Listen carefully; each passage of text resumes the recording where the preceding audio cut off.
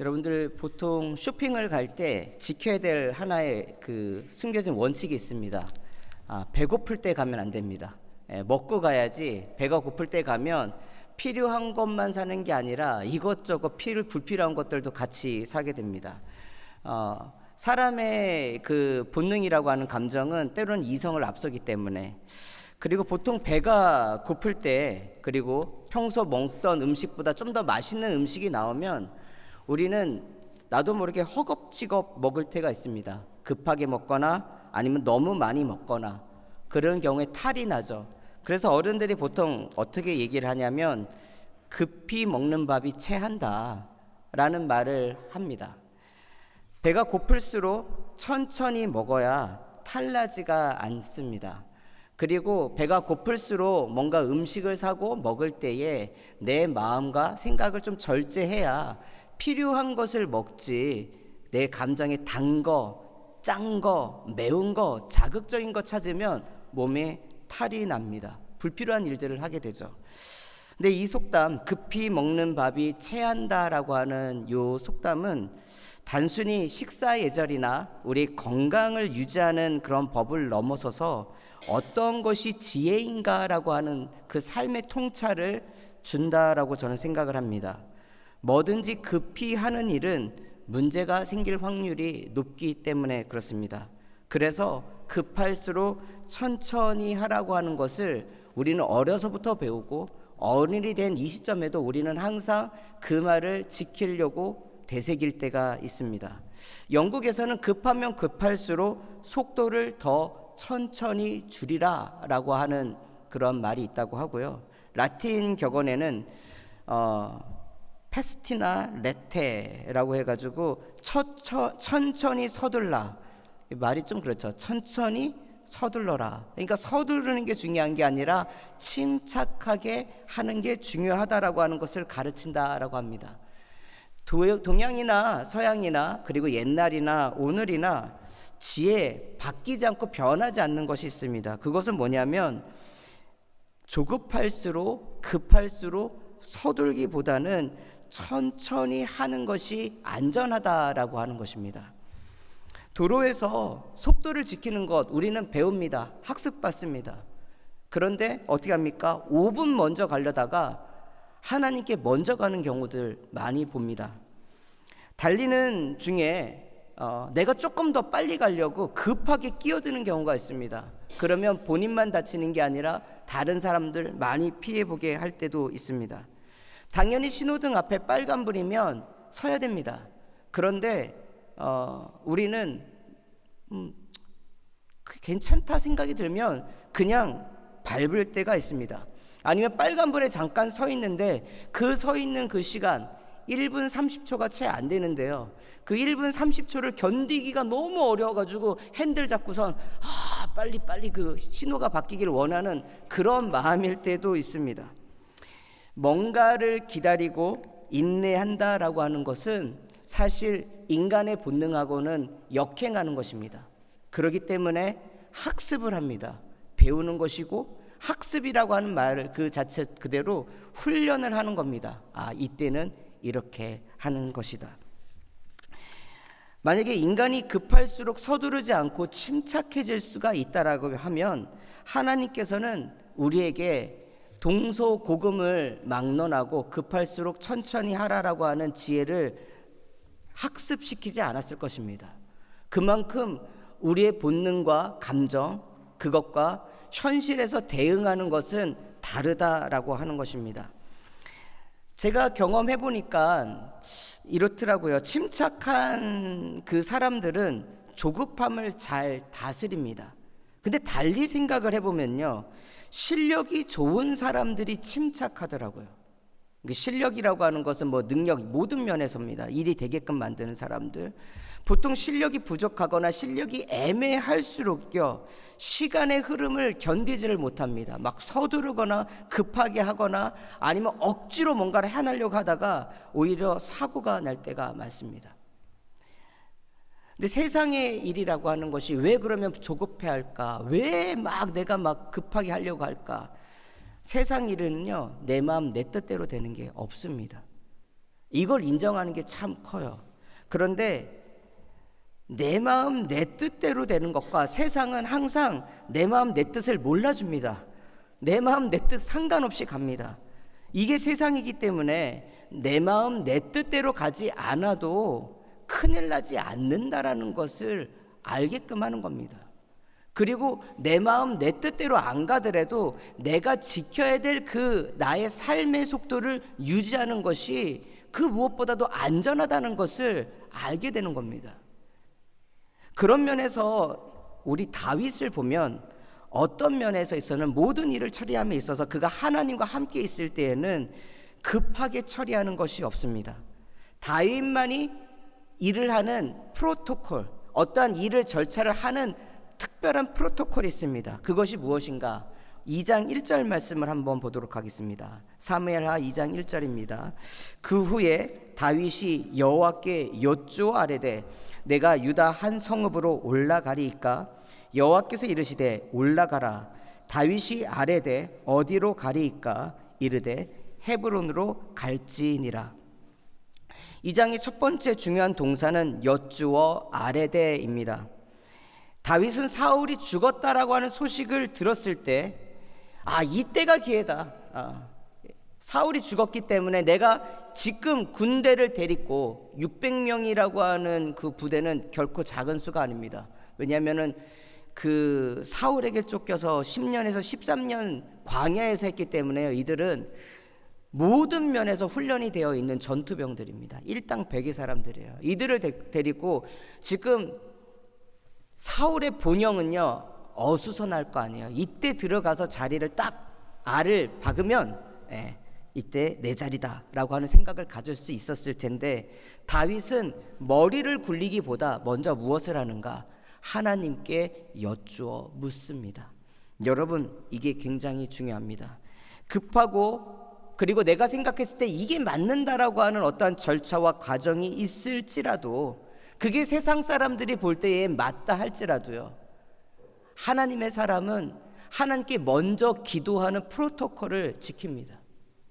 쉬운 것 같지만 그렇지 않습니다. 내가 내 지금의 마음을 하나님께 온전히 의탁하고 있지 않으면, 아까도 그랬잖아요. 배가 고프면 음식을 나도 모르게 허겁지겁 먹게 되는 거고, 내가 배가 고프면 쇼핑 가서 내가 사지 않아도 될 것들을 막 이것저것 사는 게 사람의 본능입니다. 그렇기 때문에 성경은 우리에게 보여줍니다. 너무 익숙하게 읽고 넘어가지 말라라는 것입니다. 다윗의 상황을 보면 그는 이미 10대에 사무엘을 통하여 사적으로지만 하나님의 기름 부음을 받은 사람입니다. 그리고 그를 그렇게 죽이려고 하던 사울은 이미 죽었습니다. 인간적으로 보면 지금이 타이밍입니다. 지금이 때다. 사울을 죽일 수 있을 기회가 있을 때도 주변의 사람들은 지금이 타이밍입니다 라고 했으나 다윗은 그렇게 하지 않았습니다. 하나님께 묻자와라고 하는 표현은 없지만 그러나 하나님의 말씀이 있는 곳에 결단을 내렸다라고 하는 것을 보면 항상 자신의 마음과 생각이 간 것보다 하나님이 어떤 것을 원하시는가를 물어보고 그것을 따르려고 하는 그 모습을 볼 수 있습니다. 그 결정이 후회가 될 수도 있겠죠. 그때 내가 그걸 했으면 이렇게 고생하지 않아도 되는데, 이렇게 힘들지 않아도 되는데. 인간적으로 보면 다윗의 그런 결정들은 미련하고 바보스러울 수 있습니다. 그러나 다윗은요 어떠한 순간에도 먼저 하나님께 묻는 그 과정을 먼저 한다라는 것입니다. 우리가 왜 하나님께 묻는 것이 그토록 중요한가? 성경은 묻는 자와 묻지 않는 자의 운명이 어떻게 갈리는지를 여러 상황들을 통해서 알려줍니다. 여호수아 9장을 보면 가나안 정복이 한창일 때에 승승장구하고 있을 때에 기브온 사람들이 멀리서 와서 온척해서 여호수아와 이스라엘 백성들에게 왔습니다. 그리고 낡은 옷과 곰팡이가 썩은 그리고 마른 떡들을 보여주면서 우리가 먼 나라에서 왔습니다. 우리와 화친 조약을 맺어 주십시오. 우리를 지켜 주십시오. 그랬더니 여호수아와 그 리더들은 어떻게 했는가? 여호수아 9장 14절, 무리가 그들의 양식을 취하고는 어떻게 할지를 여호와께 묻지 아니하고 라고 나옵니다. 묻지 않았대요. 여태까지 큰 대적이 있고 힘든 어려운 일이 있거나 때로는 자신들이 잘못했을 때 하나님께 항상 물어왔던 여호수아가 이때만큼은 방심을 했습니다. 누가 봐도 기도할 필요가 없다라고 생각을 한 거죠. 내 힘으로 해결할 수 있는 수준이다. 우리 수준으로 커버할 수 있는 것이다. 그런데 그들이 겉모습으로만 보고 결정했던 그 결과는 가나안 사람들과 절대로 화친 조약을 맺지 말라고 하는 하나님의 우선된 명령을 어기게 됩니다. 한번 물어봤으면 잠깐 그 결정을 내리기 전에 좀 주위를 둘러보고 그것이 맞는지 확인할 수 있었다라면 그들은 그런 어리석은 결정을 하지 않았을 것입니다. 그날의 단 한 번의 결정으로 인하여 이스라엘은 그들을 죽일 수 없게 되었고 그것이 두고두고 골칫거리가 되었습니다. 잠깐인데 그 한 번 안 물어볼 수도 있지. 그런데 내가 쉽게 생각할 수 있는 한 번에 넘어가는 그 스킵이 어쩔 때는 평생 내가 안아야 될 책임으로 올 수 있다라는 것입니다. 사울의 경우는 이렇습니다. 사무엘상 13장에 사울 왕은 블레셋과의 전투를 앞두고선 사무엘이 와서 번제를 드릴 때까지 7일을 기다리라고 하는 명령을 받았습니다. 근데 7일이 기다리는 것이 너무나도 늦어지니까 사무엘이 올 소식이 들리지 않기 때문에 사울은 백성들이, 지금 군대가 되어 있는 백성들이 흩어질까 겁이 나가지고 사무엘이 도착하기 전에 자기가 직접 번제를 드렸습니다. 그리고 그가 번제를 드리자마자 사무엘이 도착합니다. 조금만 참을 수 있었으면.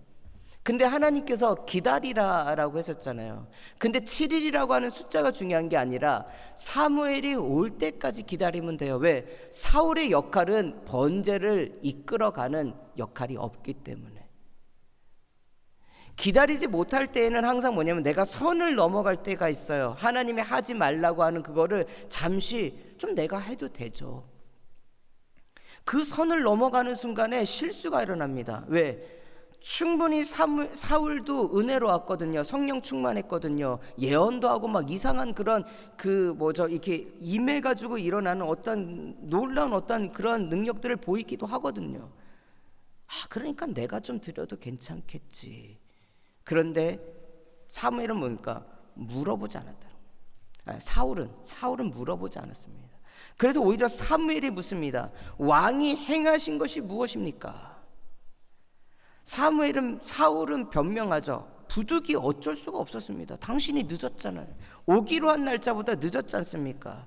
그런데 중요한 건 뭐예요? 하나님이 무엇을 원하시는가 묻는 것이 아니라 지금 자신의 시간표와 자신의 일정과 자신이 봤을 때에 나올 수 있는 그 답대로 되지 않는 것에 불안해했기 때문에 잠깐 조금만 더 기다렸으면 되는데 그걸 참지 못하는 조급함이 그가 정말 하나님을 떠나는 결정적인 계기가 되는 겁니다.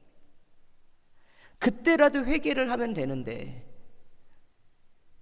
우리는 그때 하나님의 질책을 받을 때 혼날 때에 잘못했습니다라고 해서 진짜 말로만이 아니라 내 마음에 진짜 하나님 내 다시는 안 그랬습니다 그러면 기회가 될 것을 저는 이 사울을 보면서 이해를 못할 때가 뭐냐면 왜 회개를 하지 않을까? 하나님 앞에서 자신의 자존심을 세울 게 뭐가 있겠습니까? 근데 자기가 왕이 되고 힘을 얻게 되고 난 순간에 자기에게 왕의 자리를 주신 하나님, 승리를 주셨던 하나님보다는 내가 이것을 해왔다라고 하는 하나님이 나에게 주신 것에 대한 은혜보다는 내가 하나님께 뭔가를 했다라고 하는 것에 대한 보상을 받으려고 하는 심리, 그게 안 되니까 섭섭함, 이런 것들이 오히려 하나님께 나아가고 회개할 수 있는 기회를 자기 스스로 그 사대를 걷어찬 것이 아닌가라고 하는 생각을 해볼 때가 있습니다. 분명한 것은 사울은 묻는 것이 없었다라는 것입니다. 반면에 왜 하나님께서는 다윗을 그렇게도 사랑하시는가? 다윗의 삶을 보면요, 그는 항상 결정적인 순간에 하나님께 묻는 사람이었습니다. 우리가 몇 주 전에 봤던 사무엘상 30장에 시글락이 아말렉에 약탈당하고 자신의 아내와 가족들 그리고 그 자신이 지금까지 지켰던 모든 재물들이 다 빼앗겼을 때, 그리고 자신이 지금까지 지켜줬던 그 600명의 자신의 부하들이 오히려 그 일로 인하여 화가 나서 돌을 들어 다윗을 죽이려고 하는 그 순간에 다윗은 무엇을 합니까? 도망칠 생각을 하는 것이 아니라 정신을 차리고 하나님께 물었다라고 나옵니다. 위기 속에 여러분들 힘들고 어려울 때에 아침에 일찍 일어나 기도를 하고 밤늦게까지 기도를 하는 거, 그렇게 할 수 있다는 게 은혜입니다. 정말 크신 은혜입니다. 근데 그렇게 해야 되는 것을 알면서도 기도하는 자리 가운데 나오거나 묻지 않습니다. 여러분, 묻는다라고 하는 것은 신앙의 단순한 행위가 아니라 내 인생의 주권이 내게 있지 않고 하나님께 있다라고 하는 고백입니다. 그러면 묻습니다. 사람들이, 목사님, 그러면 나는 기도를 해도 하나님이 아무런 응답을 해주지 않던데요. 가야 됩니까? 말아야 됩니까? yes, no, 어떤 결정을 주지 않던데요. 맞아요. 그런 경우들 많아요. 저라고 장현아 이렇게 해라, 장현아 여기다, 이런 거 아니에요. 때로는 꿈으로 보여줘도요, 꿈이 오염돼 있을 때가 있어요. 왜? 사단도 영적인 존재라 꿈속에서 마치 하면 안 될 듯이, 하나님께 예배를 드리러 가는 자리에 야 너가 가서 예배를 인도하면, 야 너 삶이 그런데 네 예배를 누가 받아주냐, 너가 인도를 하는 예배를 어떻게 그 사람들이 은혜 받을 수 있겠냐, 시험하고 정죄하고 막 무너뜨려요. 그런데 우리가 깨끗하기 때문에 하나님께 예배 드리는 게 아니잖아요. 하나님 깨끗하게 하신 그 은혜에 감사하기 때문에 그 보혈을 의지함으로 예배의 자리로 나가는 거고, 내가 능력이 있어서 쓰임 받는 것이 아니라 나를 써주시는 하나님의 자리가 있기 때문에 내가 아멘으로 순종해서 쓰임을 받는 거잖아요. 사단은요, 내 생각과 나의 마음을 내 현실에, 내 친근에 있는 사람들, 그리고 내가 자는 잠, 그리고 내가 생각하는 모든 환경 속에서 여러분들 작동을 합니다. 근데 그것에 분별할 수 있는 이유는 다른 것 없어요. 항상 하나님의 말씀을 내가 되새기고 하나님께 기도하고 내 마음이 하나님이 기뻐하시는 뜻을 따라갈 수 있도록 몸부림쳐야 돼요. 묻는다라고 하는 것은요, 내 주권을 주님께 있기 때문에 주님, 내가 지금 어떻게 해야 될지 모르겠습니다. 기도를 하면요, 그래서 결정을 할 때요, 저는 후회한 적이 없냐고 물어보면 후회한 적 많아요, 솔직히. 그런데 그 후회가 돌아보면은 후회될 일이 아니더라고요. 때로는 힘들고 어려운 자리로 저를 몰아갈 때도 있고, 넓은 대로로 가지만 넓은 대로가 오히려 이리저리 치일 때가 있고, 고난의 길, 가시밭길을 걸어가는데 오히려 그때가 하나님이 주시는 진짜 보이지 않는 까마귀들, 공급하시는 놀라운 은혜를 경험하기도 합니다. 근데 이리저리 꾸벅꾸벅 가더라도 하나님을 의지하고 하나님을 신뢰하며 내 결정들, 인간적으로는 후회되는 결정들이고 후회되는 시간을 보낸다 할지라도 그래도 주님 꿋꿋하게 붙잡고 가면 하나님께서 결국은 온전한 자리로 저를 계속적으로 인도했다라는 것을 제가 여러 번 경험했어요.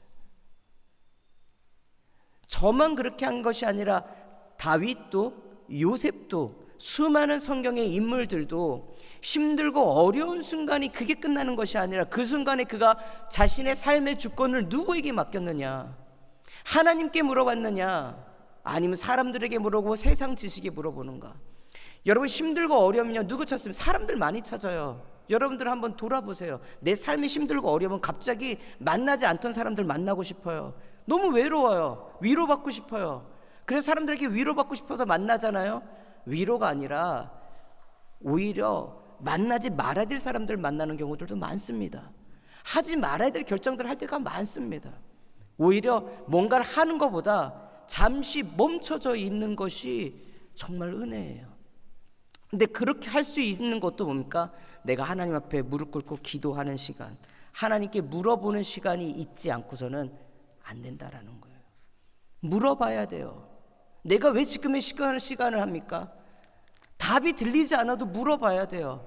무릎 꿇고 시간을 내고 정성을 기울여. 다윗은요, 그러면 왜 그렇게 할 수 있었는가? 다윗이 10대에 하나님의 귀한 은혜를 받았어요. 그런데 그 믿음만 갖고 살면 크게 될 것 같잖아요. 근데 하나님은 나이에 맞는 성숙함을 우리에게 주십니다.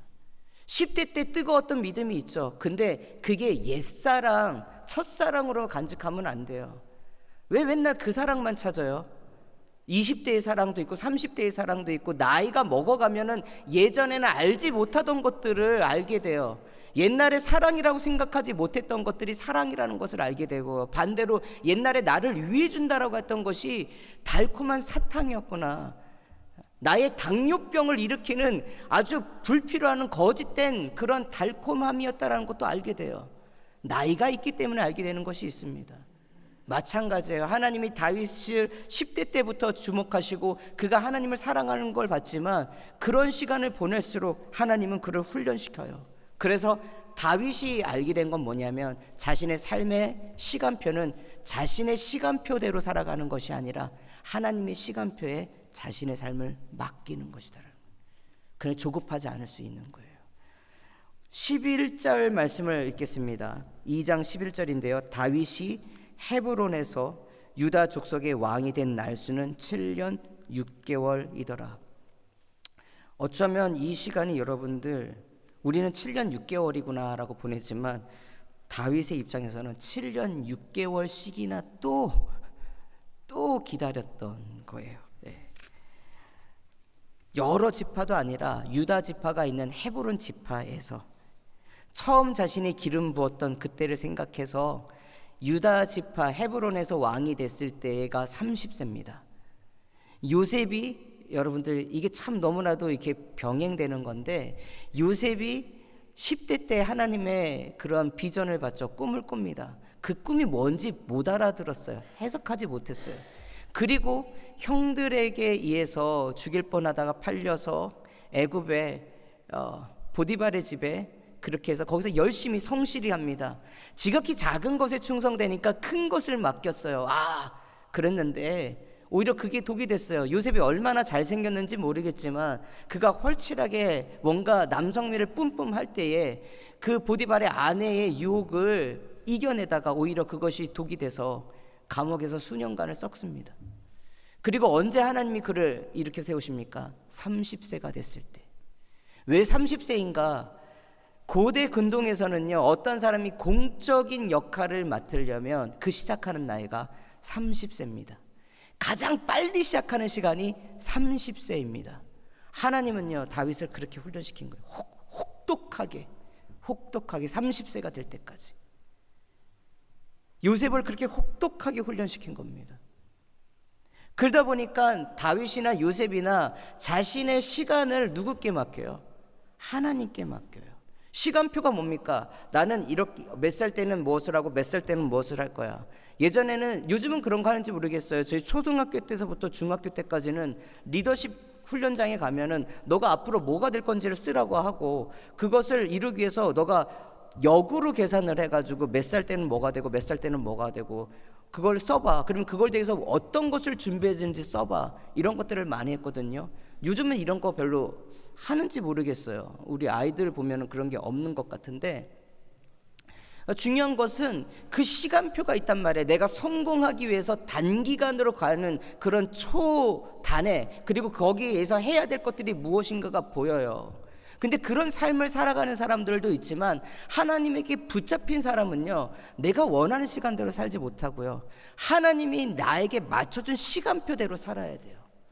근데 이 시간표대로 살아가는 것이 쉽지가 않은데, 여기에 왜요? 우리는 길들여져야 되는 거예요. 나쁜 것에도 길들여지지만, 여러분, 나쁜 습관에도 길들여지죠. 근데 우리는 하나님의 말씀에 길들여지고 하나님께 예배드리는 섬김에 길들여지면 가장 안전한 거예요. 내가 조급해 한다고 뭐가 될 수 있는 게 아니잖아요. 핸들링할 수 있는 것들이 세상에 많지가 않아요. 핸들링할 수, 내 손으로 뭔가를 조작해가지고 결정할 수 있는 거 다 할 수 있을 것 같잖아요. 어렸을 때는 어른이 되면 할 수 있는 것이 많다라고 느꼈어요. 그리고 조금 더 나이가 먹고 조금 더 높은 자리에 가면은 내가 할 수 있는 것들이, 내가 결정 지을 수 있는 것이 많다라고 했는데요, 내 삶도 내 뜻대로 안 되고요, 내가 통솔해야 되는 사람들도 내 뜻대로 안 돼요. 내가 낳은 자녀들도 내 마음 내 뜻대로 안 돼요. 핸들링 되는 게 없어요. 그냥 핸들링 되면요, 그거는 복이다 생각을 해야 되는 거예요. 내가 잘해서가 아니라 하나님이 나에게 주신 복이다라는 거죠. 하나님의 시간표 가운데 다윗은요, 맡길 수가 있었어요. 광야 속에서 하나님이 그에게 고생시키는 것, 그리고 자신에게 주셨던 하나님의 약속의 말씀들, 그리고 하나님의 일하시는 것은 하나님은 한 번의 축복을 주시지 않는다. 제가 대학교 다닐 때 가장 유행했던 그런 말이 뭐냐면 하나님의 복은 최소 3쿠션이다. 우리 때 당구를 많이 쳤거든요. 고등학교 당구가 있는데, 당구가 뭡니까? 이게 바로 알을 맞추는 경우들도 있지만, 당구 안 쳐보신 분들은 모르겠지만, 이게 쿠션을 줘가지고 이렇게 3쿠션이라고 하는 그 게임이 있어요. 바로 맞히는 게 아니라 벽을 맞춰서 와야 되는데, 하나님의 복은요, 다이렉트로 줄 때가 있지만 많은 경우는 최소 3쿠션이에요. 여기 맞아서 갑자기 딱 와요. 그래서 제가 얘기하지만 깜빡이 안 틀고 시련도 오지만 하나님의 축복도요, 내가 생각하지 못하는 깜빡이 안 틀고 들어오는 경우들이 있어요. 다윗은 그것을, 하나님의 일하는 방식을 알았어요.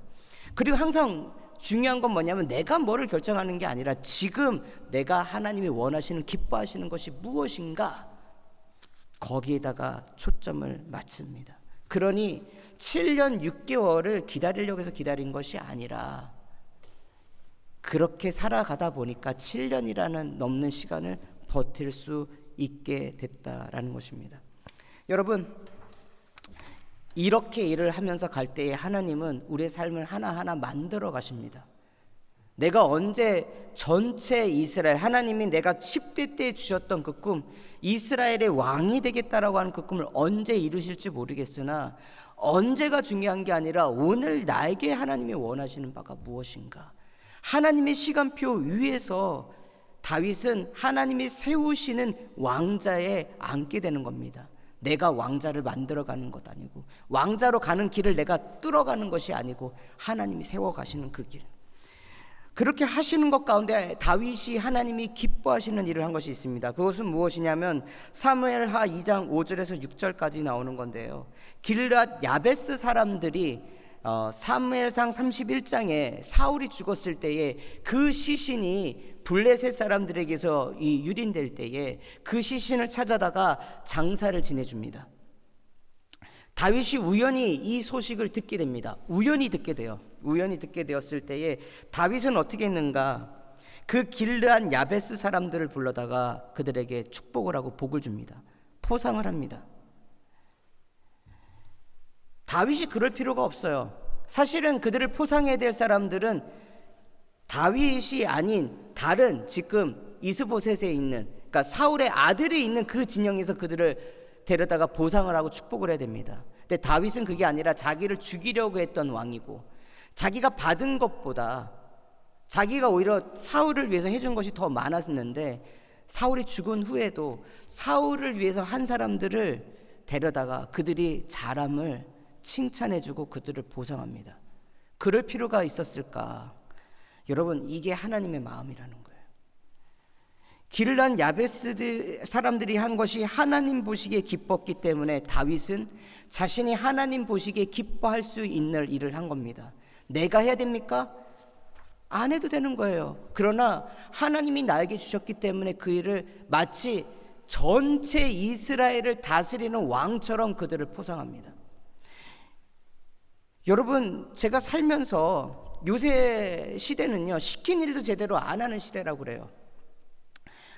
유튜브에 나와서 요새 어떻게 기업을 운영해야 되는가, 조직을 운영해야 되는가, 그것들 중에 하나가 뭐냐면 사람들이 워라밸, 일과 그 다음에 어떤 웰빙된 삶, 좀 휴식하는 삶, 이걸 두 개를 같이 만족을 하는 삶을 살기를 원하는데, 사실 이런 삶은 현실의 삶에서 존재하지가 않아요. 그거는 꿈 같은 얘기예요. 너무 열심히 살아서 큰일 날 뻔했다라고 하는 그런 얘기를 합니다. 젊은이들, 청년들 들으면 위로받는 말이겠지만 그건 사실이 아니에요. 제가 전도사가 됐을 때 저의 멘토 되시는 목사님께서 하신 말씀이 있어요. 담임 목사님처럼 일하라고. 담임 목사님 권한과 권위대로 하라는 것이 아니라 무한한 책임을 가지고 시킨 것뿐만이 아니라 시키지 않은 일도 필요한 일이라면 내가 그것을 어떻게 하든지 해결할 수 있는 일을 찾아봐라. 할 수 없다는 것에 머물러 있지 말아라. 할 수 없는 것이 아니라 할 수 없어도 할 수 있는 길이 무엇인지를 찾아서 하라. 직장도 마찬가지. 이건 제가 봤을 때 모든 분야가 마찬가지인 것 같습니다. 시킨 일도 제대로 하지 않는 시대를 살아서 그게 내 권리다, 내가 시킨 것만 해도 다행이지 이렇게 하는데, 그게 아니라 세상 법칙은 그게 맞아요. 세상 법칙은. 그런데 하나님 앞에서는요, 세상이 내가 열심히 했기 때문에 주는 보상을 기대해서 그런 게 아니라 굳이 하지 않아도 되는 일이라도 나에게 맡겨지고 내 눈에 보여지는 일이라면 그것을 성실히 한 사람에게 기회가 주어집니다. 사람들이 안 보는 것 같지만 하나님은 보셔요. 진짜 이게 커요. 크게 쓰임받는 사람들은요, 그렇게 가다 그렇게 한다고 누가 알아줘? 사람들은 그렇게 말해요. 그러나 어느 순간 되면 그런 사람들이 쓰임받고 있어요. 그런 사람들 밑에서 자신이 그런 마인드로 살아왔듯이 그런 마인드로 일하는 사람들을 만나게 해주십니다. 썩은 마인드로 살아가는 사람들은요, 썩은 사람들밖에 못 만나요. 내 수준이 그 수준밖에 안 되기 때문에. 내 수준이 높아도 좋은 수준의 사람 만나기 힘듭니다. 다윗은요, 이거 내 일 아니잖아요 생각하지 않았어요. 하나님 앞에서 왕으로서 해야 될 일이라면, 이미 내가 들었다면, 그리고 내가 줄 수 있는 형편이 된다라고 하면 기꺼이 기쁨으로 그 일을 감당했다라는 거예요.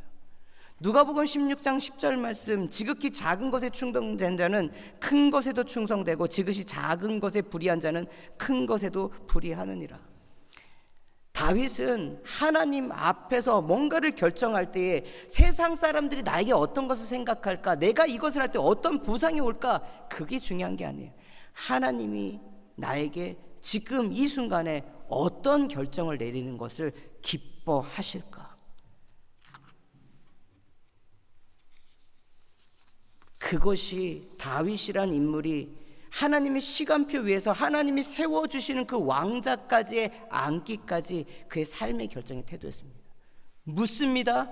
인내할 수 있습니다. 그리고 인내하면서 하나님의 보상이나 세상 사람들의 보상보다는 내가 하나님의 기쁨이 있는 가운데 나도 그 기쁨을 누리며 살아갑니다.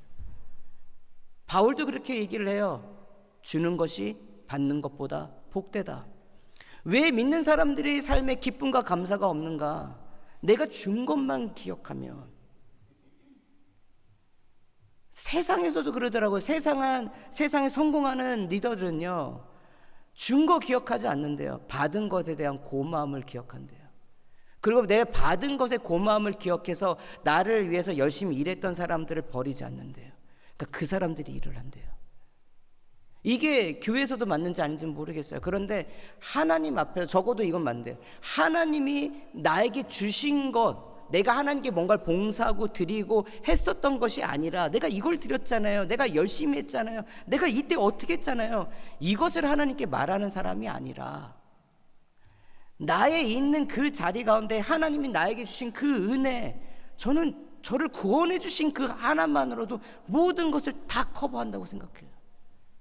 근데 그 은혜에 감사함이 있으면 하나님이 시키는 그게요, 피곤한 게 없어요. 이 은혜가 사라지는 순간에 피곤하고 짜증하고 불만 있고 불평이 있고 그런 것들이더라고요. 다윗은 불평하고 불만한 상황이 있었어요. 그러나 그러지 않았어요. 그게 다윗이 자신의 하나님께서 세우시는 왕자로 가는 길이었습니다. 반면에 짧게 얘기하겠습니다. 반대로 북이스라엘, 이 베냐민 지파를 중심으로 해서 여전히 사울의 세력들은 그렇지 않았어요. 이스보셋을 보면, 여러분들 한번 화면을 보세요. 이스보셋은 하나님이 세운 게 아니라 아브넬이라고 하는 군대 장관이 세웁니다. 그리고 어떻게 합니까? 도피처가 마하나임인데, 마하나임이라고 하는 장소는 어떤 장소냐면 블레셋을 피해서 있는 패배한 지역의 장소입니다. 하나님은 다윗에게 헤브론이라고 하는 아브라함에게 약속의 땅으로 주셨던 그곳을 시작의 첫 스타트점으로 삼는다라고 하면, 이스보셋, 하나님께서 시작하는 게 아니라 사람이 세운 그 길을 따라가는 자리는요, 패배한 자리, 실패한 자리에 털을 잡게 되는 거예요. 그리고 또 뭡니까? 다윗은 사랑을 받는 자예요. 그런데 이스보셋의 원래 이름은 원래는 그 이름이 뭐냐면 에스바알이에요. 에스바알, 바알의 사람이라는 뜻을 갖고 있었어요. 근데 성경은 그를 나중에 성경이 그렇게 쓰기가 그러니까 이스보셋, 수치의 사람, 부끄러운 사람이라고 이름을 그래도 좀 순화해 준 겁니다. 내 뜻대로 내 방식대로 그리고 빠른 길로 간다고 해서 그게 안전할 것 같지만 여러분 부끄러운 자리예요. 부끄러운 자리. 다윗이 그것을 알아서 그것을 피했겠습니까? 제가 얘기하잖아요. 다윗이 알아서 피한 게 아니라 다윗이 하나님 곁에 있으니까 그냥 그런 자리들을 피해 가게끔 하시는 거예요. 좋은 사람 만나게 하시고 때로는 자기 말 안 듣는 사람이 있다 할지라도 그가 다윗의 왕권만큼은 건드리지 못하게 하나님이 지켜주시거나 물어야 돼요. 하나님의 시간표 가운데 기다릴 수 있어야 돼요. 그리고 이게 내가 오는 이익이 되는지 give and take, 내가 주면 주고 받는지 그게 아니라 그것을 떠나서 하나님이 기뻐하시는 결정인지 그 결정이 안전하다. 여러분 그림 한번 보시겠어요? 제가 다윗의 그 길을 하나님의 시간표 안에서 한번 그려봐 라고 하니까 이렇게 그랬어요. 안 보이시니까 제가 단톡방에다 남길게요. 하나님의 시간표라고 하는 거는요, 연단과 성숙의 과정이 필요해요. 웨이팅이 필요합니다. 그리고 하나님의 마스터 플랜은요, 사람마다 달라요. 어떤 씨앗은 봄에 실어서 2개월 3개월 만에 꽃이 피는 작물도 있고요, 어떤 것은 씨앗이 심어서 꽃을 피울 때까지 100년의 시간이 걸리는 그러한 식물들도 있습니다. 여러분 사람이 모든 시간표가 똑같지 않아요. 중요한 건 하나님이 가장 좋은 시간표 가운데 우리 인생을 이끌어 간다라는 거예요. 이 믿음으로 쓰게 됩니다. 그리고 어떻게 됩니까? 그 과정 가운데 준비를 시켜요. 다윗이 10대 때 아무리 믿음이 좋아도 30대 40대 앞으로 어른이 되면서 계속 이끌어갈 수 있는 단련된 시간을 압축적으로 고난을 통해서 겪게 합니다. 그 과정을 넘어서면 통과 의례를 지나고 나면 뭡니까? 하나님께서 크로노스의 시간, 우리 지나가는 이 시간 가운데 카이로스의 시간을 임재하게 하십니다. 그 카이로스 시간은 내가 만드는 시간이 아니라 하나님이 만들어주신 시간을 마주하게 되고 만나게 됩니다. 그때 하나님의 일하심을 보게 됩니다. 믿음을 갖고 구하십시오. 그리고 믿음을 갖고 구했으면 지금 당장 답답하들지라도 인내하고 여러분들 주님 안에서 실수할 결정하지 않도록 구하십시오. 급할수록 잘못된 것들을 결정할 때가 많습니다. 구하시고 내 결정들이 정말 하나님의 기쁨이 되는가 물어보시고 그러면서 그 길을 가실 때에 오늘 설교 제목을 하나님 시간표 위에 세워진 왕자라고 했습니다. 인간이 세운 왕자는 단명합니다. 부끄럽습니다.